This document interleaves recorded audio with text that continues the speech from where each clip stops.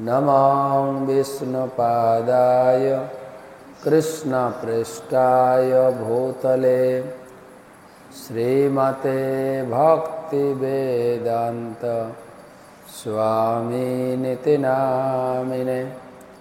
नमस्ते सारस्वते देवे गौरवाणी प्रचारिणे निर्विशेषशून्यवादी पाश्चात्यदेशतारिणे।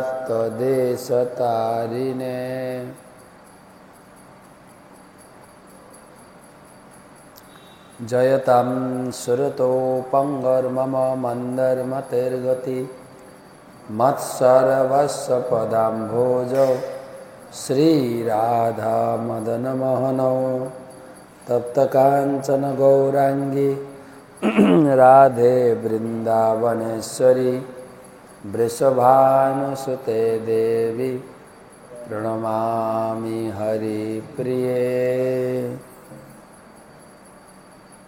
ओम नीलाचल निवासाय नित्याय परमात्मने बलभद्र सुभद्राभ्यां जगन्नाथाय ते नमः।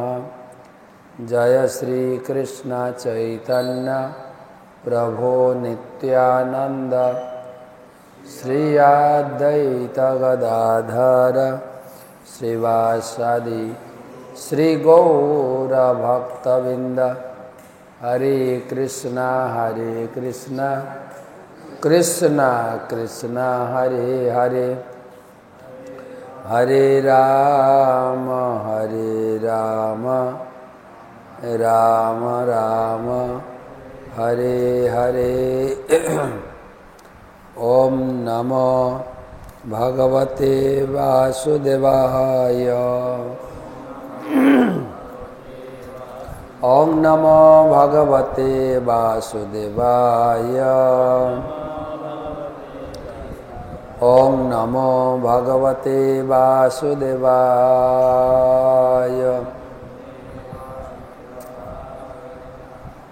नारायणं नमस्कृत्य नरं चैव नरोत्तमं देवीं सरस्वतीं व्यासं ततो जयम् उदीरये। तमादिदेवं करुणानिधानं तमालवर्णं सुहितावतारम् अपार संसार समुद्र सेतुं भजामहे भागवत स्वरूपम्। ग्रंथराज श्रीमद् भागवत महापुराण दशम स्कंध अष्टम अध्याय। आज के आलोचना अष्टम एवं नवम श्लोक। नवम श्लोक बोर्डे लेखा आछे। अष्टम श्लोक कंसः पापमति सख्यम तव चानक दुंदुभे देवक्या अष्टम गर्भ न स्त्री भवितुर्महर्ति। बड़े लिखा है 9 नंबर श्लोक। इति संचयन्त श्रुत्यां देवक्या दारिका वचः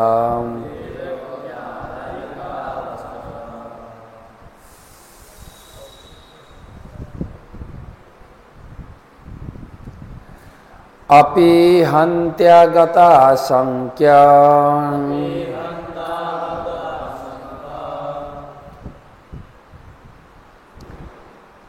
तर्हि तन्नयनयो भवेद्। इति संचयतो श्रुत्यां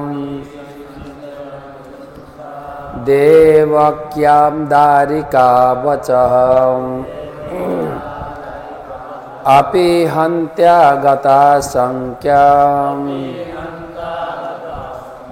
तर्हि तन्नयनय भवेत् इति संचयन श्रुत्या देवक्यादरिका वचः अपि हत्या गता संख्यं तर्हि तन्नयनो भवेत्। বলুন, কংস এক মহাকূটনীতিজ্ঞ এবং পাপাত্মা, তাই যে বালক তাকে হত্যা করবে সে ইতিমধ্যেই অন্যত্র জন্মগ্রহণ করেছে। এই কথা দেবকীর কন্যা যোগমায়ার কাছ থেকে শুনে দেবকীর অষ্টম গর্ভের সন্তান কন্যা সেই কথা শুনে এবং বসুদেবের সঙ্গে তোমার বন্ধুত্বের কথা অবগত থাকার ফলে কংস যদি জানতে পারে যে যদুবংশের পুরোহিত আমার দ্বারা এই সংস্কার অনুষ্ঠিত হয়েছে, তাহলে কংস নিশ্চয়ই সন্দেহ করবে যে কৃষ্ণ দেবকী এবং বসুদেবের পুত্র। তখন সে কৃষ্ণকে হত্যা করার চেষ্টা করতে পারে, তাহলে তা অত্যন্ত বিপজ্জনক হবে। এখানে গর্গমুনি তিনি কৃষ্ণ বলরামের নামকরণ অনুষ্ঠান করতে এসে এই কথা বলছেন। তাৎপর্য, কংস ভালোভাবেই জানত যে যোগমায়া হচ্ছেন শ্রীকৃষ্ণের দাসী এবং দেবকীর কন্যারূপে আবির্ভূতা হলেও হয়তো তিনি প্রকৃত তথ্য গোপন রাখছেন। প্রকৃতপক্ষে তাই হয়েছিল। গর্গমুনি অত্যন্ত বিচক্ষণতা সহকারে যুক্তি প্রদর্শন করেছিলেন যে তিনি যদি কৃষ্ণের সংস্কার কার্য সম্পাদন করেন তাহলে বহু সন্দেহের উদয় হতে পারে এবং শিশুটিকে হত্যা করার প্রবল চেষ্টা করতে পারে। কংস ইতিমধ্যেই শিশুটিকে বধ করার জন্য বহু অসুর প্রেরণ করেছিল, কিন্তু তারা সকলেই প্রাণ হারিয়েছিল।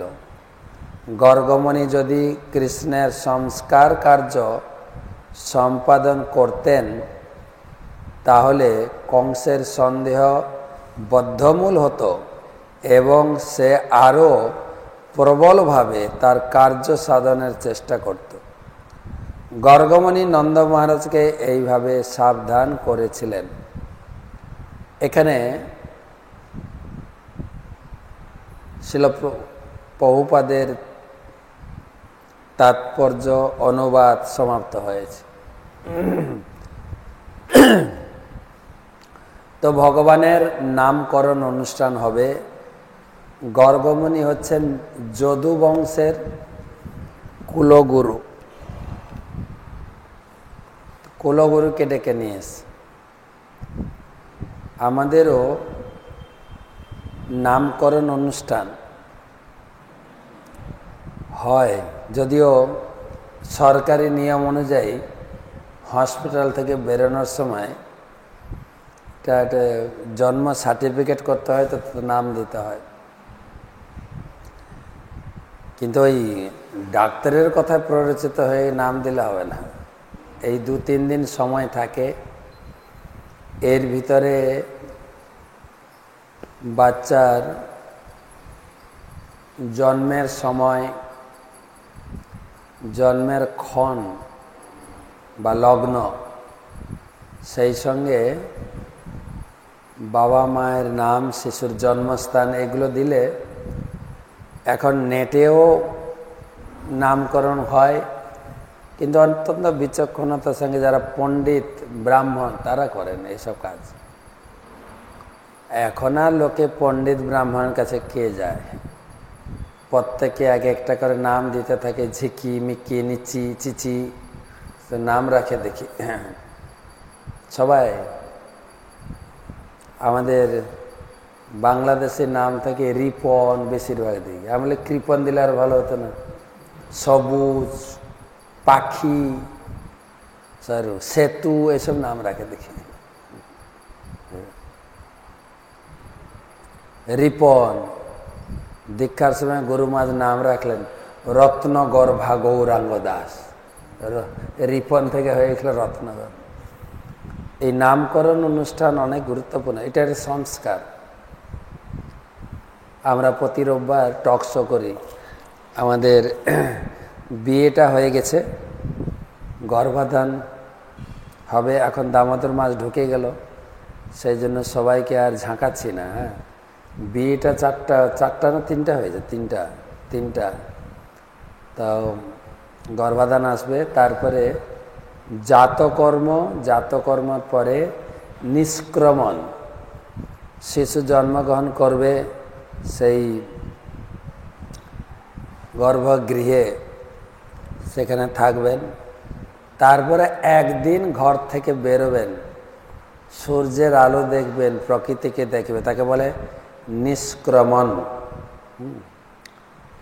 তারপরে চূড়াকরণ, নামকরণ এগুলো আসবে। চূড়াকরণ মানে তার প্রথম মাথা সেভ করা হবে, তারপরে নামকরণ, তারপরে কর্ণভেদম, কান ফুটানো হবে, ছেলে হোক মেয়ে হোক, এটা একটা সংস্কার, কান সবার ফুটাতে হবে। তো এইগুলো ভগবান শ্রীকৃষ্ণের জন্মের সময়ও দেখা যায় এগুলো হয়েছে। আমাদের জন্মাষ্টমীর দিন এই সংস্কারগুলো একসঙ্গে করানো হয়। কৃষ্ণের জন্ম হলো, তারপরে এই পরপর সংস্কারগুলো করানো হয়। এগুলো একটা বৈদিক বিধি। এবং এখানে গর্গমুনি এসেছেন। গর্গমুনি কিন্তু যদুবংশের পুরোহিত। প্রত্যেক বংশের পুরোহিত আছে, কিন্তু পুরোহিত আছে, নাপিত আছে না নেই? এখন তো ভক্তরা সব কাজ করে, নাপিতেরও কাজ করে, আবার পূজারও কাজ। ওগুলো না, নাপিত না হলে কোনো শুভ কাজ হবেই না। কারো বাড়ি শ্রাদ্ধ অনুষ্ঠান, বিয়ে বাড়ি, শ্রাদ্ধ অনুষ্ঠানে নাপিত এসে যতক্ষণ মাথা সেব না, খুর না বসাচ্ছে, শুদ্ধ কাজ করতেই হবে।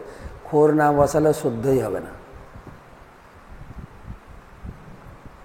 এমনকি মহিলাদের একটু নখে টাচ করতে হবে, ওদের তো মাথা নেড়ে নেই, নখে একটু টাচ করবে, তবে বাড়ির লোক শুদ্ধ হলো।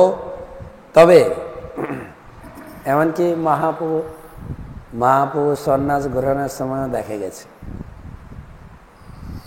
কোনো ভক্ত তাকে মাথা নেড়াই করেনি। তো কে করেছেন? মধু নাফিত। একজন নাফিতের দরকার আছে সমাজে। ব্রাহ্মণেরও যতটা দায়িত্ব নাফিতেরও। ও এসে টাচ না করলে শুদ্ধ হবে না, সে যজ্ঞে বসতেই পারবে না। সেরকম প্রত্যেক পরিবারকে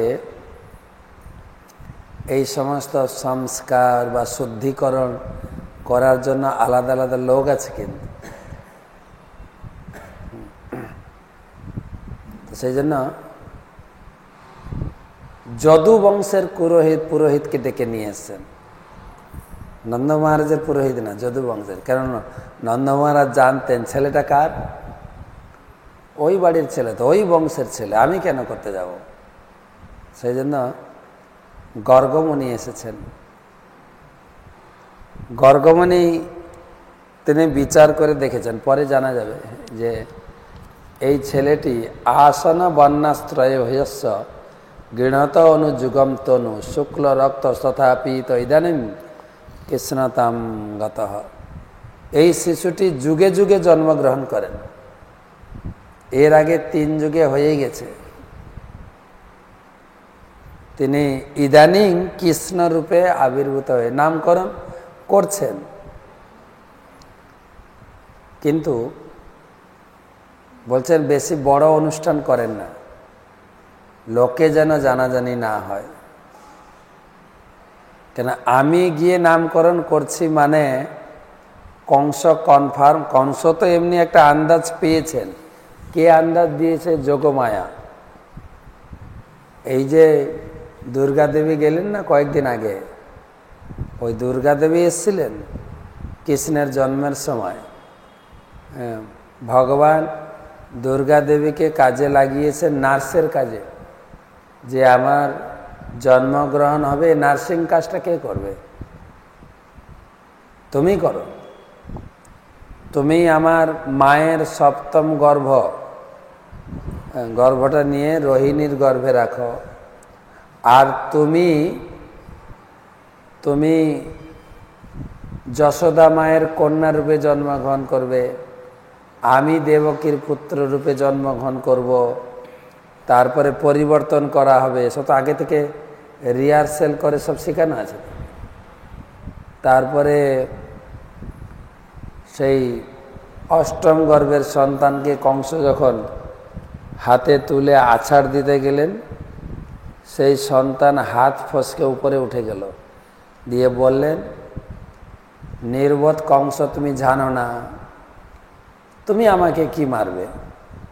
তুমি যার জন্য ভয় করছো, যার জন্য তুমি দেবকী বসুদেবকে কংসের কারাগারে রেখে শাস্তি দিচ্ছ, সেই সন্তান তো জন্মগ্রহণ করেছে এই জগতে, তবে গোকুলে আছে। বলেও দিয়েছেন, কোথায় আছে? গোকুলে আছে। বলে না, তোমারে বধিবে যে গোকুলে বাড়িছে, সূচনা তো দিয়েই দিয়েছেন যে পরিকল্পনা যেরকম আছে ওই রকম হচ্ছে, কিন্তু তোমার মৃত্যু হবে। বসুদেবের অষ্টম গর্ভের সন্তান দ্বারা তোমার মৃত্যু কিন্তু হবেই, ও নিশ্চিত, ওটা চেঞ্জ করা যাবে না। আমরা আমাদের ভাগ্যের বিধান যা আছে চেঞ্জ করা মুশকিল আছে। যদি কৃষ্ণ চেঞ্জ করে দেন তবে আলাদা ব্যাপার, না হলে হতে পারি আমরা ভক্ত হয়ে গেছি, মালা জপ করছি, তথাপি তো জীবনের অনেক দুঃখ ছাড়ছে না, তো ভাগ্য ছাড়ুক না। আমাদের ভাগ্য পিছনে পিছনে চলে যতদিন আমরা বাঁচব। তো কংসর ক্ষেত্রে ভগবান দেখিয়েছেন ভাগবতম থেকে, মৃত্যু তোমার হবেই অষ্টম গর্ভের সন্তানের দ্বারা, এটা নিশ্চিত। তো সে যোগমায়া দুটো নিশানা দিয়েছিলেন, একটা হচ্ছে সেই ছেলেটা গোকুলে আছে, আর এই সময় বেশ কয়েকটা মেয়ে জন্মেছে। সেই মেয়েগুলোর মধ্যে একটা মেয়ে খুব তেজিয়ান, তাকে যদি কেউ বিয়ে করতে পারে সে শিবকেও পরাস্ত করতে পারে। তাই কংসের নির্দেশ ছিল যে যত ছেলে সন্তান আছে গোকুলে মারো, আর যত মেয়ে তুলে নিয়ে আসো বিয়ে করব, তাহলে আমি শিবের থেকেও শক্তিশালী হব। সেই জন্য ওই বিন্ধ্য পর্বতের কন্যা রূপে দুই কন্যা ছিল, রাধারানী এবং চন্দ্রাবলী। তাই পুতনা রাক্ষসী ছেলেগুলোকে মেরে মেরে সেই বিন্ধ্য পর্বতের বাড়িতে এই দুই কন্যার জন্ম মহোৎসব হচ্ছিল, ওখানে গিয়ে তুলে নিয়ে আস। এই রাধাষ্টমীতে এইসব আলোচনা হয়েছে নিশ্চয়। তুলে নিয়ে আসছে, তখন পুরোহিতরা দেখছেন যে আর এই জন্ম মহোৎসবে, মেয়েদের জন্ম মহোৎসব হচ্ছে, এখান থেকে যার জন্ম উৎসব তাদেরকে নিয়ে পালিয়ে গেল। তখন ব্রাহ্মণেরা অসুর মারণ মন্ত্র পড়লেন।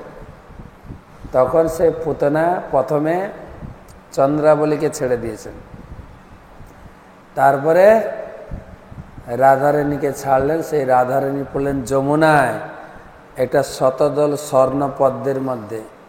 তাকেই সেই বিশ্বভানু মহারাজ স্নান করতে গিয়ে নিয়ে এসে প্রতিপালন করলেন। তো কংসের আর বিয়েও হলো না, যা। তো তারপরে মারতে মারতে মারতে মারতে ছেলেগুলোকে মারতে মারতে যাচ্ছিল, কৃষ্ণের হাতে তার মৃত্যু হয়ে গেল। তো এখানে গর্গমুনি বলছেন, ইতিমধ্যেই কংসের কাছে খবর আছে কিন্তু যে গোকুলে বসুদেবের পুত্র কোথাও না কোথাও আছে, এ খবর আছে ওর কাছে। এটা গোয়েন্দা বিভাগের খবর না, একদম প্রকাশিত খবর, একদম ঘোষণা দেওয়া হয়েছে যে বসুদেবের সন্তান কোথায় আছে, গোকুলে আছে। এটা জানে ও, কিন্তু কোথায় আছে খুঁজে পাচ্ছে না, কিভাবে আছে। তো সেই জন্য গর্গমুনি বলছেন কংস অলরেডি জানে, কিন্তু আমি যদি আবার এই কৃষ্ণ বলরামের যা তো কি বলে নামকরণ অনুষ্ঠানটা প্রকাশ্যে করি, নন্দ মহারাজ চেয়েছিলেন বড় করে প্যান্ডেল করে জগপূর্ণ একটা অনুষ্ঠান হবে, নামকরণ একটা অনুষ্ঠান। কিন্তু এখন তো পাড়াগ্রামে তবু চলে। আমরা যারা ইস্কনের ভক্ত হয়েছি অনুষ্ঠানগুলো প্রায় ভুলেই যাচ্ছি। এমনকি অন্নপ্রাশন হয়ে মন্দিরে যাই, একটু পায়েস খাই নিয়ে চলে আসবো, ব্যাস শর্টকাট হয়ে গেল। আমি তো সব জায়গায় প্রতিবাদ করবো যে না, মন্দিরে কেন করবেন, ঘরে করেন। ঘরে করবেন, মন্দির থেকে ব্রাহ্মণ ডেকে নিয়ে যাবেন, আত্মীয় স্বজন আসবে, তারা অপেক্ষা করছে। কিন্তু এর বাড়িতে ছেলে হয়েছে কি মেয়ে হয়েছে, আমাদের অন্নপ্রাশনে ডাকবে, আমরা যাব, তাকে কিছু গিফট দেব। প্রথম বাচ্চার মুখ দেখতে গেলে খালি দেখতে না, কিছু গিফট দিতে হয়। যেরকম আমরা অযোধ্যা থেকে এলাম, সেখানে একটা কনক ভবন আছে, কনক ভবন, যেখানে ভগবান রামচন্দ্র জনকপুরী থেকে বিয়ে করে ফিরলেন। প্রথম শাশুড়ি যখন বৌমার মুখ দেখে, প্রথম তাকে কিছু উপহার দিতে হয়। প্রথমে তো তাকে ধান, দূর্বা, সিঁদুর, মাঙ্গলিক দ্রব্য দিয়ে তাকে আহ্বান করবে। আমাদের ছোটবেলায় দেখতাম কারো বাড়িতে যখন বউ আসে তখন সন্ধ্যা মুখোপাধ্যায়ের গানটা লাগিয়ে দেয়, এসো মা লক্ষ্মী। একটা শুভ বাতাবরণ তৈরি হয়। এই বাড়িতে লক্ষ্মী, মহিলাদের লক্ষ্মীর সঙ্গে তুলনা করে। তা আবার মেয়ে তো, বৌমা মানে মেয়ে, লক্ষ্মী আসছেন ঘরে, তাকে সুন্দরভাবে আহ্বান করে। মাঙ্গলিক দ্রব্য, ঘট, মাঙ্গলিক ঘট থাকবে, পান থাকবে, সুপারি থাকবে, সিঁদুর থাকবে, দুর্বা গাছ থাকবে, ধান থাকবে, তারপরে আর তো চন্দন আর কিছু কিছু থাকে, কুমকুম, মাঙ্গলিক দ্রব্য দিয়ে আহ্বান করে। প্রথমে শাশুড়ি মা মুখটা দেখবে, কেন শাশুড়ি মা তো যায়নি মেয়ে দেখতে, মেয়েরা যায় না মেয়ে দেখতে। কে মেয়ে দেখতে যায়? কে মেয়ে দেখতে যায়? ছেলের বাবা, বিশেষ করে ছেলের মা গিয়ে মুখ দেখে নিয়ে আসে। তো শাশুড়ি প্রথম মুখ দেখতে গিয়ে এই একটা সুন্দর সম্পর্ক তৈরি হয় শাশুড়ি বৌমা। ঠিক সেই রকম কারো শিশুরাধা মাতার মঞ্জে কি যা, কারো বাড়িতে যখন সন্তান জন্মগ্রহণ করে তো সবাই দেখতে যায়। ভগবান শ্রীকৃষ্ণ যেরকম জন্মগ্রহণ করেছিলেন বৃন্দাবনে, সব দেবদেবী গিয়েছিলেন দেখতে। শিব ঠাকুর পুরো পরিবার নিয়ে গিয়েছিলেন দেখতে, শিব ঠাকুর, বর্ণনা আছে। তো শিব এমনি ভিড় ভাটা পছন্দ করে না, তাই শিব চলে এলেন 4 দিন পরে দেখতে গিয়েছিল। সুন্দর কাহিনী আছে, শিব দেখতে গিয়েছিল। তো সেই রকম অন্নপ্রাশনে সব আত্মীয় স্বজন যত আপনার পরিচিত আছে, দোকানদার, খরিদ্দার, অফিস কলিগ, সবাইকে ডাকবেন। সবাই এসে শিশুকে আশীর্বাদ দেবে, আশীর্বাদ। তো নন্দ মহারাজেরও কি ইচ্ছা ছিল, নামকরণ অনুষ্ঠান, কি নাম হবে তার। আর নামকরণ অনুষ্ঠান করতে আসছেন বিখ্যাত ব্রাহ্মণ গর্গাচার্য, গর্গমুনি। তিনি আসছেন, বিশাল উৎসবের প্যান্ডেল হবে, লোকজনের খাওয়া দাওয়া হবে, কিন্তু গর্গমণি সাবধান করে দিলেন, না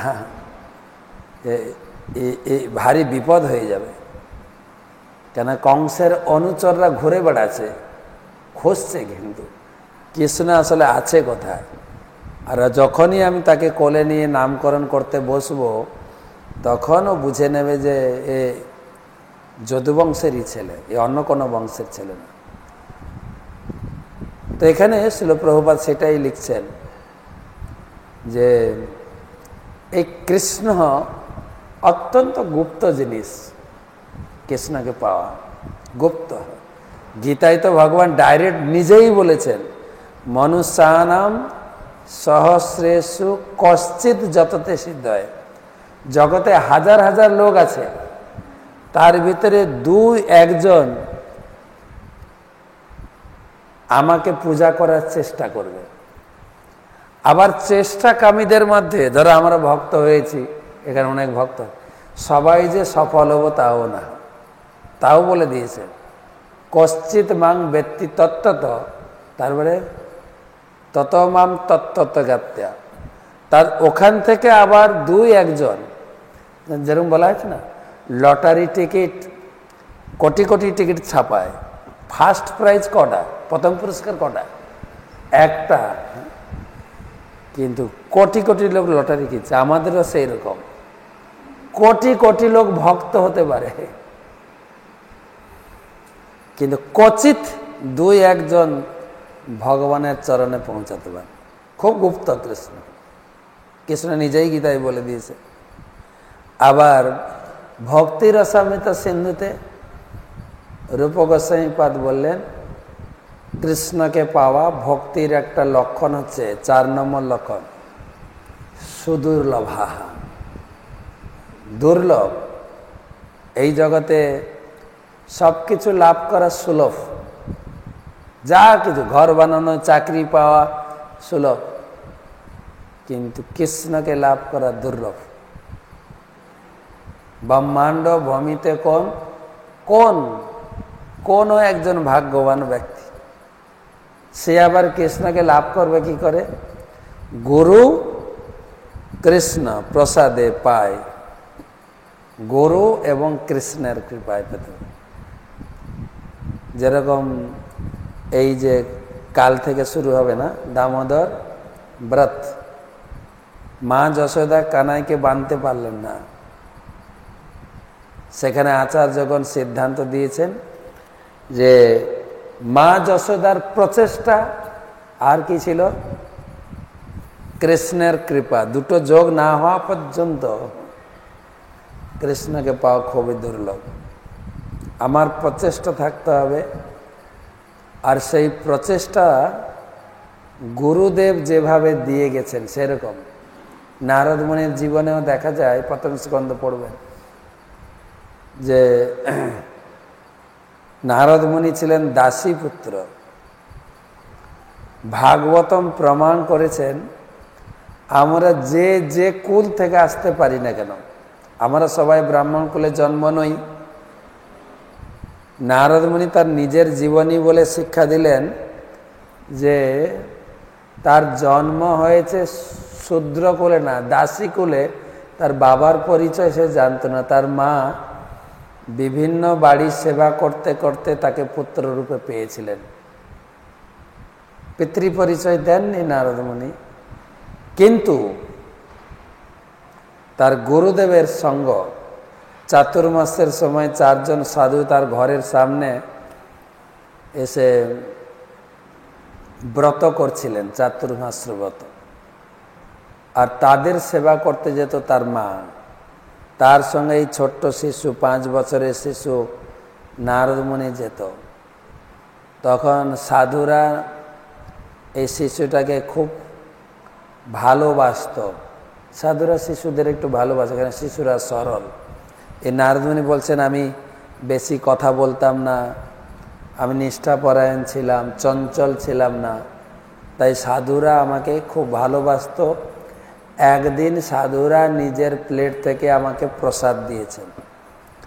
সেই একবার উচ্ছিষ্ট প্রসাদ খেয়ে আমার ভিতরে পরিবর্তন আসে, চিন্তা চেতনা সব পরিবর্তন হয়। তারপরে 4 মাসের পরে তারা যখন চলে যায় আমাকে দীক্ষা দিয়ে যান। তার সেই দীক্ষা মন্ত্র জপ করে আমি ভগবানকে লাভ করছি। তো এখানেও বলা আছে গুরু কৃষ্ণ, গুরুদেব যেই পন্থা দিয়ে গেছেন সেই পন্থাতে চলতে হবে। কি পন্থা দিয়েছে? দীক্ষার সময় সবার জন্য একই পন্থা, সবার জন্য একই পন্থা দিয়েছেন। 4 নিয়ম পালন করবে, 16 মালা জপ আর প্রচার কার্যে আমাকে সহযোগিতা করে, ব্যাস ওইটুকুই যথেষ্ট। ওইটুকুর ভিতরে স্টিক থাকলেই হবে। ছিল ভক্তিচারু স্বামী গুরুমাজ একটা অ্যাড করেছেন, ইস্কন ছেড়ে যাবে না, দীক্ষার সময় বলে দেন ইস্কন ছেড়ে যাবে না, এইটুকুই মানলে হবে। 16 মালা জপ, 4 নিয়ম পালন এবং প্রচার কার্য। এতে যেতে মহাপ্রভু প্রচারের উপর খুব জোর দিয়েছেন। যারে দেখো তারে কহ কৃষ্ণ উপদেশ, আমার আজ্ঞায় গুরু হইয়া তারে দেব। ইস্কন থেকে কেউ আপনাকে গুরু করুক না করুক, মহাপ্রভু তো গুরু বানিয়ে দিয়েছেন সবাই, একদম সার্টিফিকেট প্রাপ্ত গুরু আপনারা। যারে দেখো তারে কহ, তো আমরা গুরু, প্রচার করবে।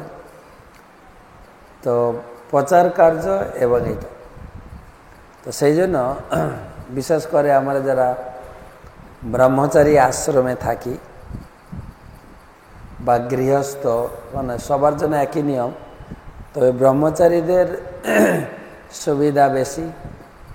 মঙ্গল আরতি করো, মঙ্গল আরতির পরে একসঙ্গে তুলসী মহারানী রেখে জপ করা, যখন আমরা করলাম, তাই না?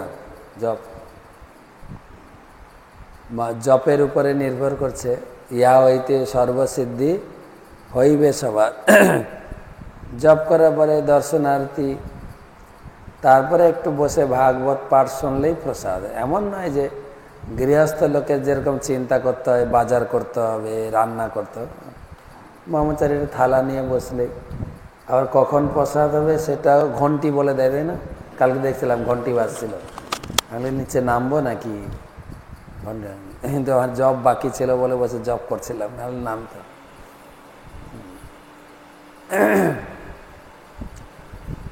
তারপরে নিয়মিত ভাগবত শ্রবণ, ভাগবত পাঠ, ভাগবত শ্রবণ।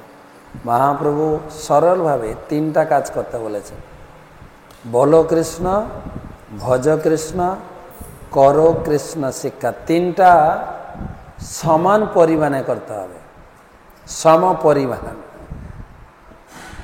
বলো কৃষ্ণ মানে হরিনাম জপ, নিষ্ঠাভরে বসে যেন আমরা জপটা কমপ্লিট করি, যেটা হয়তো গৃহস্থের পক্ষে সম্ভব হয় না। অনেকে করছে এখন জপ ক্লাস, জপটা ক্লাস না, জপটা নিজের বসে, যেটা আমরা গুরুদেবের কাছে, আমাদের গুরু মহারাজ শিখাতেন মায়াপুরে কিভাবে জপ করবেন। তখন সুস্থ ছিলেন, 2008-এর আগে প্রায় মায়াপুরে বসে জপ শিখাতেন। এরকম বসো, এক একটা গুটিতে পূর্ণ নাম দিয়ে পুরো 16 মালা জপ করতে 1 ঘন্টা 45 থেকে 2 ঘন্টা লাগবেই। এবং প্রভুপাদও তিনি 2 ঘন্টা জপ করতেন প্রতিদিন। এত তাদের কাজের ব্যস্ততাও, প্রভুপাদের রুটিন ডায়েরিতে দেখা যায় তিনি ঘুমাতেন রাত্রি 11টায় আর 1টার সময় উঠতেন। 1টা থেকে 3টা তিনি গ্রন্থ অনুবাদ করতেন, 3টা থেকে 5টা তিনি 2 ঘন্টা জপ করতেন। জপ করে, জপ সম্পূর্ণ করে তারপরে মর্নিং ওয়াকে যেতেন। তারপরে এসে গুরু পূজা, ভাগবতম ক্লাস, প্রসাদ, এগুলো ছিল।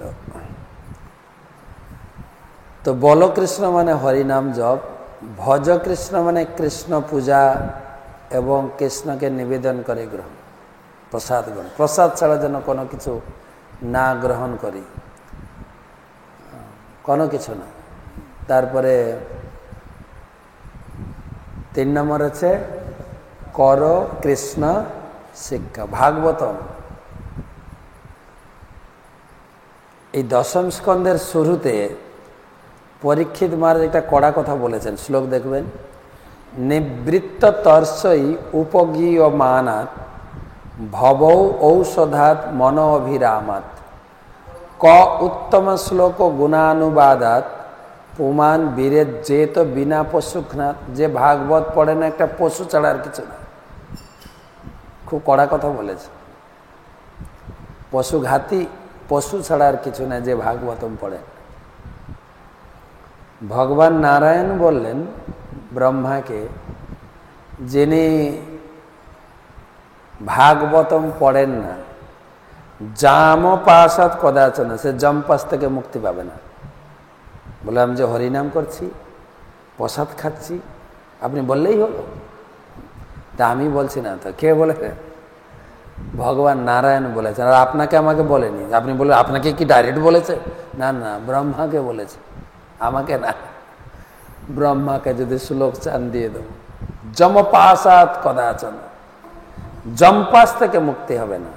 আর ভাগবতমের এখানে পরীক্ষিত মহারাজ বললেন, নিবৃত্ত তস্যৈ উপগীয়মানাৎ ভব ঔষধাৎ মন অভিরাম। এই মন অভিরাম, আমরা কোনো কিছু দেখলে, কোনো কিছু শুনলে আনন্দ পাই না, আর সেই জিনিসটা হচ্ছে ভাগবতম। মন অভিরামা, তোমার মনকে আনন্দ প্রদান করবে কে? ভাগবতম। সেই ভাগবতম তুমি পড়ছো না, তুমি কিসের মানুষ? তুমি একটা পশু। ডাইরেক্ট বলছেন মন অভিরামা। আবার তারপরে আবার বললেন ক উত্তম শ্লোক গুণানুবাদাত ভব ঔষধাৎ।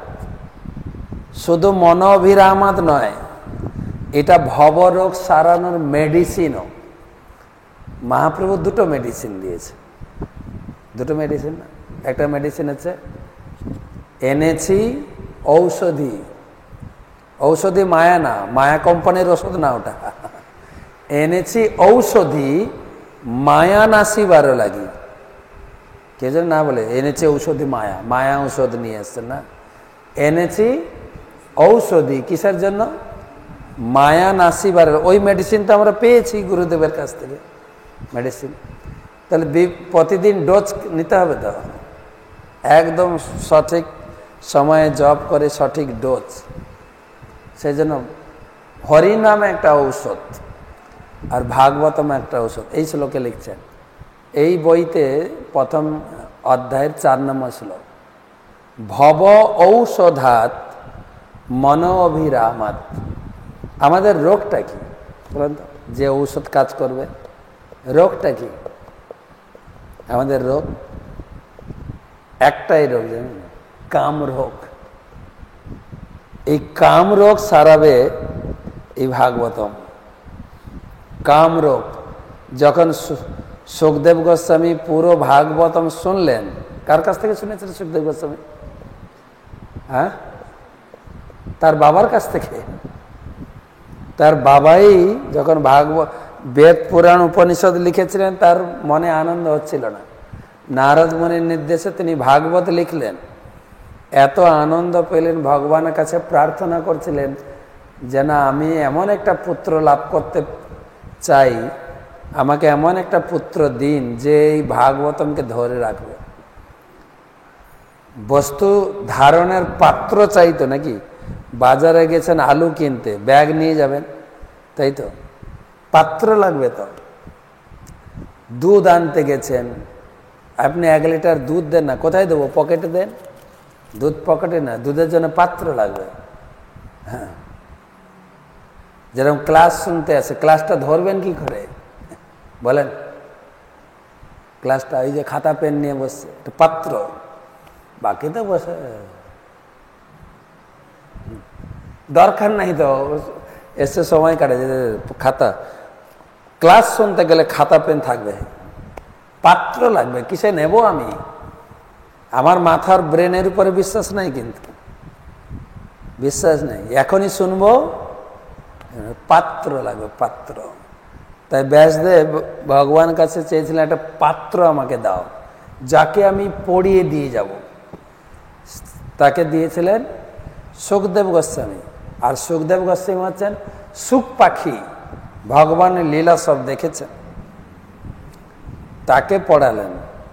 জাগতিক লোককে শিক্ষা দেওয়ার জন্য তার বাবা পরীক্ষায় পাঠালেন যে এই সুখদেব পুরো ভাগবত মন দিয়ে শুনেছে কিনা।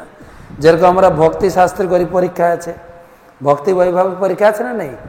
পরীক্ষা, ঠিক সেই রকম সুখদেব গোস্বামী ভাগবত পড়ার পরে তাকে পাঠানো হয়েছে পরীক্ষা। কি পরীক্ষা? জনক মহারাজের হলে পাঠানো হয়েছে। সুখদেব গোস্বামী ছিলেন দিগম্বরী। দিগম্বরী জানেন? দিগম্বর মানে শরীরে কোনো পোশাক ছিল না, উলঙ্গ, ষোড়শ বয়স, 16 বছরের যুবক। আর তার ঘরে, সেই হলে পুরো ষোড়শী অনেক যুবতী মেয়ে, তাদেরকে উলঙ্গ রাখা হয়েছে। সুখদেব গোস্বামী কামের দ্বারা প্রভাবিত হয় কিনা, সেই পরীক্ষায় পাস করেছিলেন। তো সেই জন্য ঔষধ, ভাগবতম একটা ঔষধ যে আমাদের কাম রোগ ছাড়াবে, কাম রোগ, কাম রোগ। সেই জন্য ভব ঔষধ। ভাগবতম দুটো, একটা হচ্ছে ঔষধ, আরেকটা হচ্ছে মনো অভিরামাত। অভিরামাত সব আনন্দ পাবে, আনন্দ। আমাদের ইস্কনের একজন আচার্য জিবিসি, তিনি একজন মায়াপুরে ক্লাস দিয়েছিলেন। উনি বলছিলেন ব্রহ্মচারীরা ও বিয়ে করুক, ভাগবতমকে বিয়ে করবে। তার জীবনের সঙ্গী হচ্ছে কে? সনাতন গোস্বামী বলেছেন মদ এক বন্ধু মত সঙ্গীন, আমার জীবনের সঙ্গী আর কেউ নেই, ভাগবতম হচ্ছে সঙ্গী। মনোভিরামাত, মদ এক বন্ধু মত সঙ্গীন, মত গুরু মত মাহাত। আমারই এটা মহাধন, আমারই সঙ্গী, আমার জীবন সঙ্গী। গৃহস্থদের জীবন সঙ্গীটা একজনকে নিয়ে চলে, তো সে যখন লাস্টের দিকে ধাক্কা মারে তখন ভাগবতম পড়ে। তাই তো হয়েছে পরীক্ষিত মহারাজের জীবনে, তো হয়েছে কিনা? ভাগবত পড়লেন কবে? যখন সংসার মংসার ছেড়ে দিয়ে। তাই গৃহস্থের জীবনেও জীবন সঙ্গী হবে কবে? যখন নিজের সঙ্গিনীটা ছেড়ে দেবে। কখন ছাড়বে? কখন? প্রভুপাদকে ছেড়েছিল কিনা? ছেড়েছিল কিনা? আমি আপনি তো দূরের কথা, প্রভুপাদকে ছেড়েছিল, জীবন সঙ্গী ছেড়েছিল। তারপরে না ঠেলা খেয়ে প্রভুপাদ বাইরে গেছে, ঠিক না? কিন্তু ব্রহ্মচারী জীবনে ভাগবত পড়ো, ভাগবত মনো অভিরামা পিবত ভাগবত, কি যেন রসমালাই। আমরা এমনি বলি ভাগবত কথামৃত, কিন্তু আমাদের আর অমৃত কোথায় লাগে? আমাদের অন্নামৃত, আমাদের খাওয়াটা ভালো লাগে। ক্লাসে কতজন থাকে? থাকে না তো বেশি। আমাদের এখন কিসে ভালো লাগে? অন্নামৃত, হ্যাঁ, কথামৃত কথা। কিন্তু এমন একটা পর্যায়ে ভজন করতে করতে সেই যে, আর প্রভুপাদ তো ভাগবতমটাকে এত সরল করে দিয়ে গেছে, এত সরল করে দিয়ে গেছে, যে কোনো ব্যক্তি পড়ে বুঝতে পারবে। গুরু মহারাজ বলছেন প্রভুপাদের তাৎপর্যের উপরে ধ্যান দিলে ভাগবতম ভালো করে ধরতে পারবে। একদম সরল ভাষায়, মাত্র 12টা স্কন্ধ আছে। কত শ্লোক আছে যেন? কত? কটা স্কন্ধ? 18টা স্কন্ধ। সে কি গো, 12টা স্কন্ধ, 18টা খণ্ড, 12টা স্কন্ধ, কত শ্লোক আছে? 18,000 মাত্র, বেশি না। কটা অধ্যায় আছে? 365টা অধ্যায়, একদম মেপে একদম। প্রথম স্কন্ধে 19টা অধ্যায়ে মহাভারতের সার দিয়ে গেলেন। প্রথম স্কন্ধে সাধারণত 3টা কথা আছে। ভাগবত কে রচনা করেছেন, প্রথম কে পড়েছেন, প্রথম কে শুনেছেন, তিনজনের কথা আছে। একদম প্রথম থেকে 6 অধ্যায় পর্যন্ত ভাগবত লিখিয়েছেন। তারপরে 7 অধ্যায় মাত্র 3-4টা শ্লোকে বা 6টা শ্লোকে সুখদেবকে জন্মগ্রহণ করিয়ে দিলেন, বাস।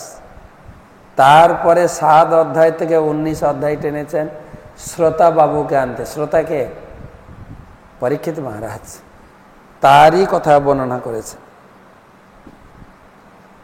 তারপরে মানে প্রথম স্কন্ধে ভাগবতম শুরু হয়নি, যেরকম প্রথম অধ্যায় গীতা শুরু হয়নি, গীতা শুরু হয়েছে ভগবান উবাচ পাবেন দ্বিতীয় অধ্যায়। প্রথম অধ্যায় আছে ধৃতরাষ্ট্র উবাচ। তো দ্বিতীয় স্কন্ধ থেকে ভাগবতম শুরু হবে। সুখদেব শ্রী শুক উবাচ দ্বিতীয় স্কন্ধে বসে তিনি জাস্ট ভূমিকা দিয়েছেন। 10টা অধ্যায় আছে দ্বিতীয় স্কন্ধে, যে আমি সেই ভাগবতম বলবো যে ভাগবতম ভগবান নারায়ণ ব্রহ্মাকে দিয়েছিলেন 4টা শ্লোকে, ব্রহ্মা নারদকে দিয়েছেন 10টা শ্লোকে, নারদ ব্যাসদেবকে দিয়েছেন 100টা শ্লোকে। ওই ভাগবতম আমি বলবো। আর ভাগবতমের 10টা বিষয়, গীতার কটা বিষয়? 5টা, ভাগবতমের 10টা। এই গেল দ্বিতীয় স্কন্ধ, আর কিছু নেই, 10টা। তৃতীয় স্কন্ধ থেকে মূল আলোচনা শুরু। গীতাতেও দেখবেন 2টো অধ্যায় বড় বড়। কোন দ্বিতীয় অধ্যায় 72টা শ্লোক, আর 18 অধ্যায় 78টা শ্লোক। 2টো অধ্যায় বড়। কেন না দ্বিতীয় অধ্যায়ে পুরো গীতার সার বলেছেন, আর 18 অধ্যায়ে গীতার সার বলেছেন। 2টো, যেরকম টিভিতে বা রেডিওতে নিউজ পড়ে না, সংবাদের শিরোনামগুলো আগে, তাই তো পড়ে নাকি? তারপরে বিস্তারিত শেষে আবার কি বলে, শিরোনামগুলো আরেকবার। গীতাতে এরকম দ্বিতীয় অধ্যায়ে কি বর্ণনা হবে তার লিস্ট দিয়েছেন।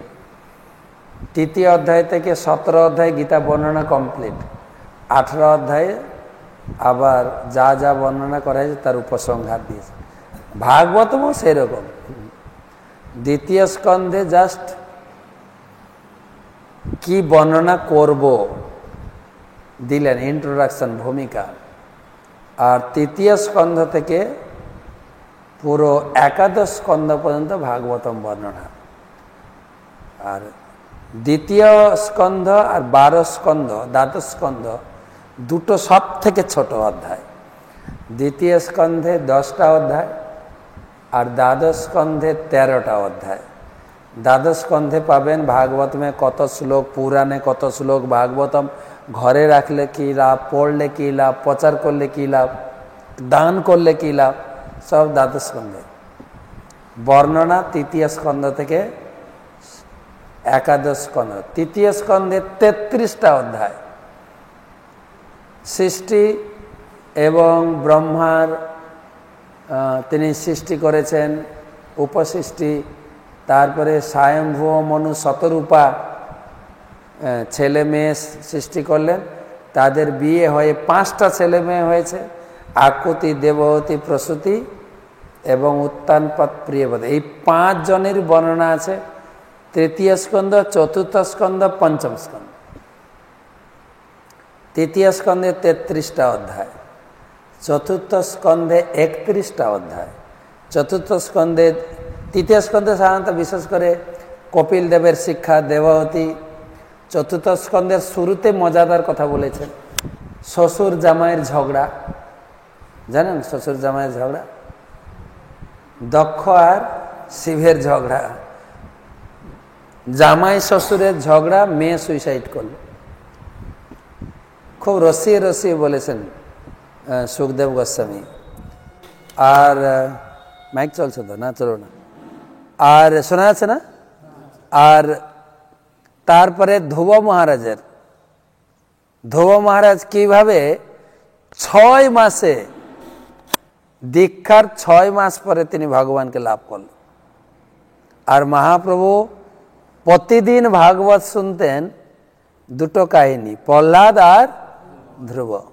কেন? প্রহ্লাদের ভিতরে ভগবানকে পাওয়ার সহ্য শক্তি, আর ধ্রুবের ভিতরে ছিল ভগবানকে পাওয়ার দৃঢ়তা।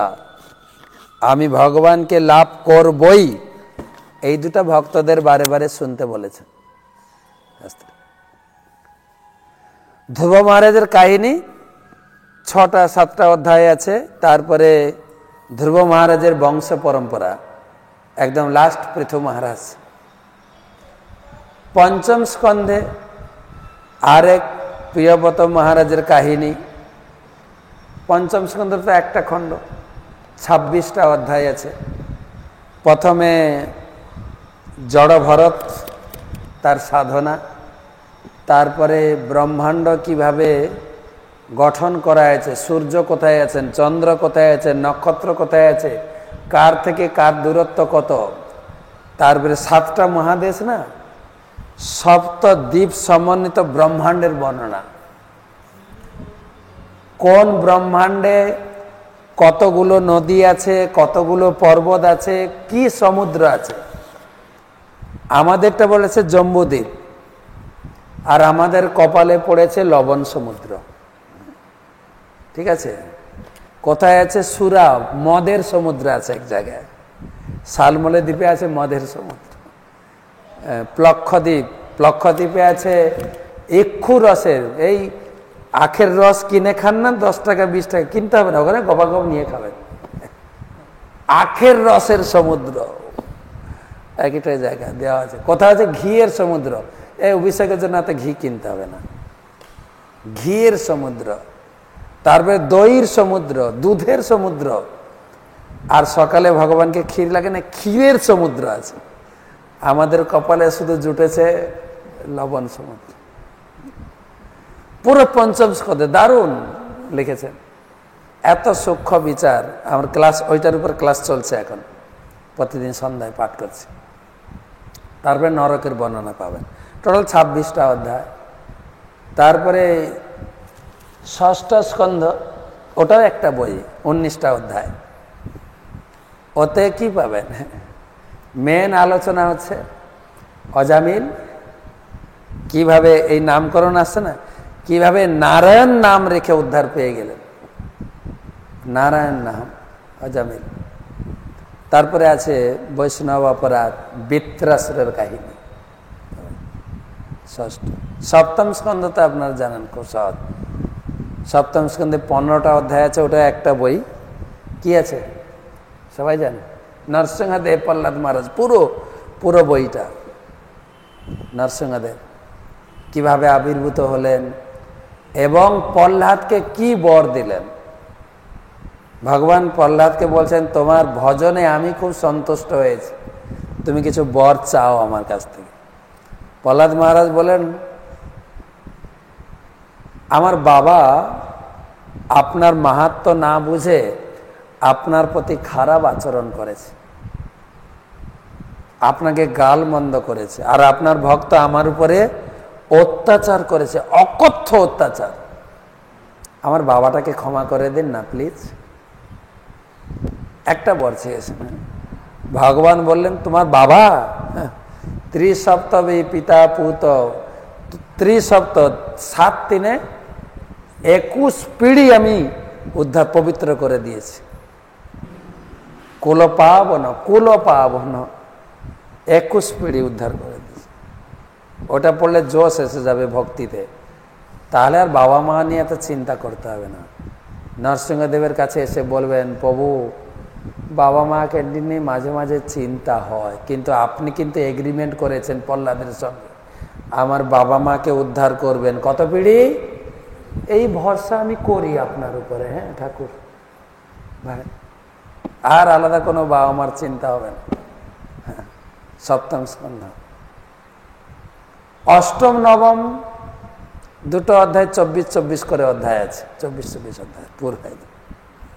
অষ্টম স্কন্ধে সাধারণত পাবেন সমুদ্র মন্থন এবং অমৃত, গজেন্দ্র মোক্ষণ, এটাও আছে। নবম স্কন্ধে প্রায় ভগবান কৃষ্ণের কাছাকাছি পৌঁছে যাচ্ছে। রামচন্দ্রের লীলা, যজতি মহারাজের কাহিনী, কিভাবে জগতে সব থেকে বেশি সেক্স এনজয় করেছেন কে জানেন? কে? যজতি মহারাজ। তাকে ভাগবতমে নিয়ে এসে, লোকে বলে না ভোগ না করলে ত্যাগ আসে না, তার ভিতরে ত্যাগ এসছে, তিনি বর্ণনা করছেন। শুনে নাও, যারা যারা সেক্স লাইফ এনজয় করতে চাও, আমি তো এটা তো ভুক্তভোগী, আমার কাছ থেকে শুনো তুমি কি করবে।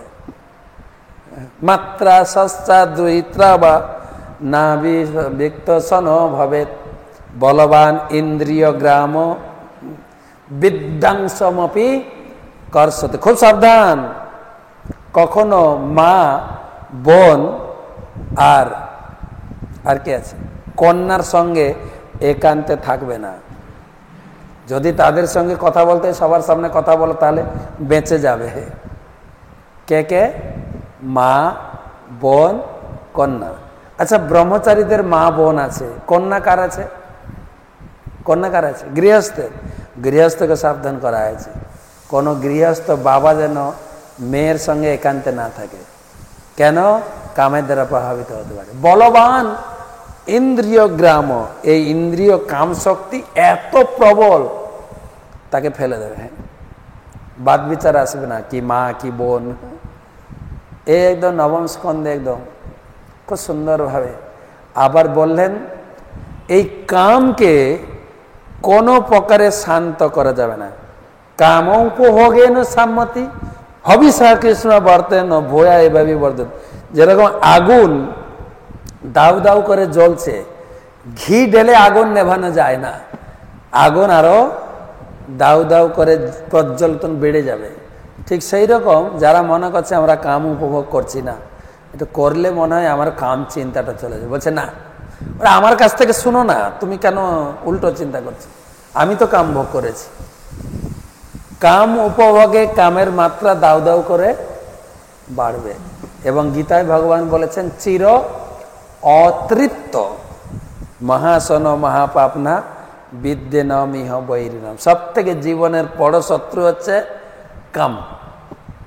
সেটা নবম স্কন্ধে মোটামুটি গীতা ভাগবতের মিলটা হচ্ছে, গীতা হচ্ছে ল বুক, গীতা হচ্ছে আইন গ্রন্থ, ভাগবতমটা হচ্ছে গীতাকে ভালো বোঝার জন্য গল্প। গীতাকে ভালো করে বুঝতে গেলে ভাগবতম পড়তে, গীতার সমস্ত বর্ণনা ভাগবতম। তারপরে দশম স্কন্ধে আছে কটা অধ্যায়? 90টা অধ্যায় মাত্র। তার ভিতরে 40টা অধ্যায় বৃন্দাবন লীলা, 11টা অধ্যায়ে মথুরা লীলা, বাকি 51 থেকে 90। কটা হলো? 51 থেকে 90 39টা অধ্যায় ভগবানের গৃহস্থ জীবন। অপূর্ব মজাদার। ছিল প্রভুপাদ এত আকৃষ্ট হয়েছেন কৃষ্ণলীলার প্রতি, ওটাকে দিয়ে একটা আলাদা বই দিয়ে গেছেন এবং বলে গেছেন। আমাদের ছিল সুবক স্বামী গুরু মহারাজ বলেন, প্রভুপাদ আমাকে বলে গেছেন ঘুমানোর আগে কৃষ্ণ বই পড়বে। মায়াপুরে যারা ট্রেনিং করতে যায় তাদেরকে শেখানো হয় ঘুমানোর আগে কৃষ্ণ বই পড়ে তারপরে ঘুমানো। তো সেই 90টা অধ্যায়। তারপরে 11 অধ্যায় কৃষ্ণের বিদায় এবং উদ্ধবকে, যে ভাগবতম উদ্ধব গীতা, আরো অনেক কিছু কথা আছে। ওটা হচ্ছে 11 অধ্যায় 31টা, 11 স্কন্ধ 31টা অধ্যায়। ভগবান এই জগৎ থেকে বিদায়। আর দ্বাদশ স্কন্ধের কথা তো বলেছে, কি আছে? ভাগবত মাহাত্ম্য। এই হচ্ছে প্যাকেজ ভাগবত। তবে স্বরূপ দামোদর গোস্বামী বলেছেন, যাহ পড়ো ভাগবত বৈষ্ণবের স্থানে একান্ত আশ্রয় করো চৈতন্য চরণে।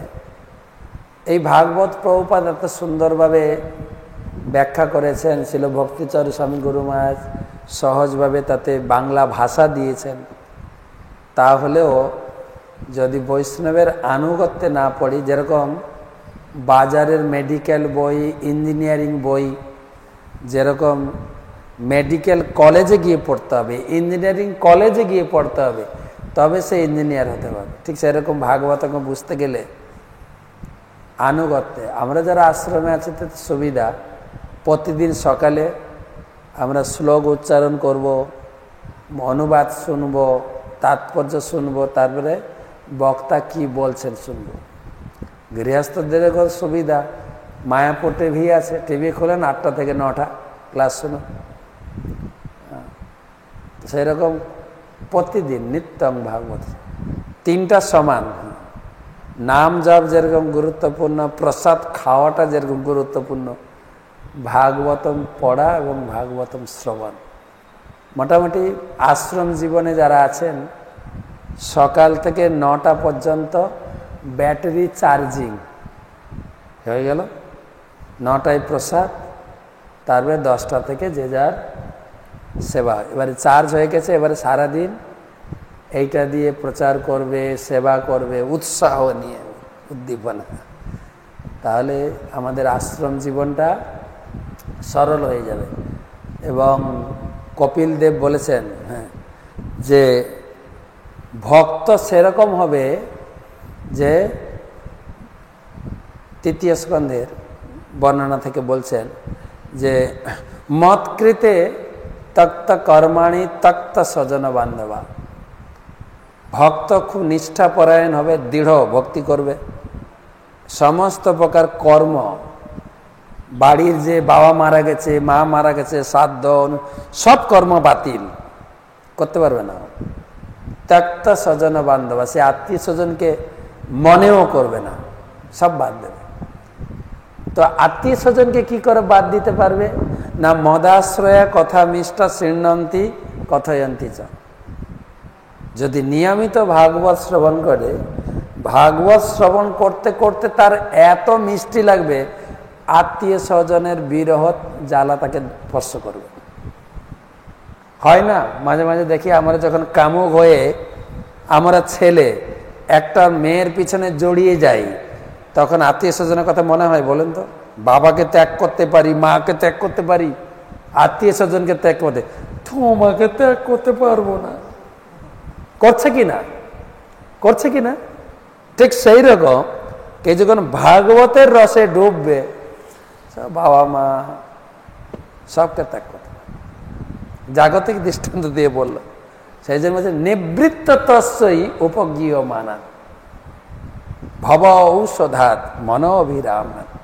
মন অভিরমণকারী এই ভাগবতমের আশ্রয় গ্রহণ করো, তাহলে ভক্তিতে। আর ভক্তির মানদণ্ড হচ্ছে এটাই। আমি অনেক সিনিয়র, আমি দীক্ষিত, ব্রাহ্মণ দীক্ষিত অনেক দিনের, কিন্তু ভক্তিতে এগোচ্ছি কিনা কি করে বুঝবে? যদি ভাগবত শুনতে ভালো লাগে, যদি ভাগবতম পড়তে ভালো লাগে, তবে বোঝা যাবে যে আমি ভক্তিতে এগোচ্ছি। আর না হলে কি বলেছেন সুত গোস্বামী, কি বলেছেন? শ্রম এ বহি কেবল, বেকার সময় কাটছে। যদি ভাগবত পড়ায় রুচি না হয়, ভাগবত শোনায় রুচি না হয়, শ্রম এ বহি কেবল। শ্লোক আছে না, ধর্ম সনুষ্ঠিত পুংসাম বিশ্বক সেন কথা সুজ ন উৎপাদয়েদ যদি রতি শ্রম এ বহি কেবল। বেকার সময়, ये এত ভোরে উঠে ভগবানের সময় মঙ্গলারতি করা, সারা জীবন নিরামিষ খাওয়া, বেকার, ইকুয়াল টু জিরো। যদি ভাগবত পড়ার রুচি না যায়।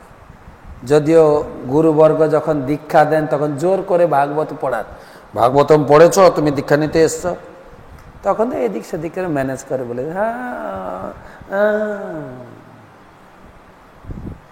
কিন্তু গুরুদেব চাইছেন তুমি ভাগবতম পড়ায় নেশা জাগাও। হরিনাম দীক্ষা নিতে গেলে প্রথম স্কন্ধ পড়তে হবে, ব্রাহ্মণ দীক্ষা নিতে গেলে কমপক্ষে তৃতীয় স্কন্ধ। আচার্যবর্গ গুরুবর্গ বা সিস্টেম তো করাচ্ছেন, যে আমি না ধরতে পারলে তো। তাই লোচন দাস ঠাকুর নিজে থেকে বলেন, পড়িয়া রইল লোচন, কার দোষে? ইস্কনের দোষে না তো, কার দোষে? পড়িয়া রহিল লোচন, কার দোষে? কাউকে দোষ দেওয়া যাবে না, কিন্তু আপনার দোষে। আমাদের ব্রহ্মচারী মায়াপুরে মাঝে মাঝে পুরুষোত্তম মহারাজ নিয়ে বসেন, কিছু কিছু ব্রহ্মচারী প্রশ্ন করে, মহারাজ লোকে জিজ্ঞাসা করে তোমরা এখানে ইয়াং আছো, খাটছ, বয়স হয়ে গেলে কে দেখবে? তো মহারাজ উত্তর দিচ্ছেন, তুমি দেখবে। মহারাজ মানে প্রক্রিয়া সব ঠিক রাখা আছে, এবার তুমি কি করছো, ভজন করছো কি করছো না, কে জানে? কে জানে? তুমি জানো। তাই তুমিই জানো, আর অন্য কেউ জানে না। তোমার ভবিষ্যৎটা কি কে জানে? তুমিই জানো। তো প্রশ্ন হচ্ছে সেটাই। গুরুবর্গ সব সিস্টেম দিয়ে গেছে, সব সুবিধা দিয়ে গেছেন। প্রভুপাদ রাত জেগে ভাগবত অনুবাদ করে দিয়ে গেছেন। আমাদের ম্যানেজমেন্ট এত সুন্দর মন্দির বানিয়ে দিয়ে গেছে, সব সেট আপ রেডি আছে, কিন্তু শুধু ভোজন করে তপস্যা করে এগোলেই হবে। গ্রন্থরা শ্রীমদ্ ভাগবতম কি, সমবেত ভক্ত বৃন্দ কি, যা গৌর প্রেমানন্দে।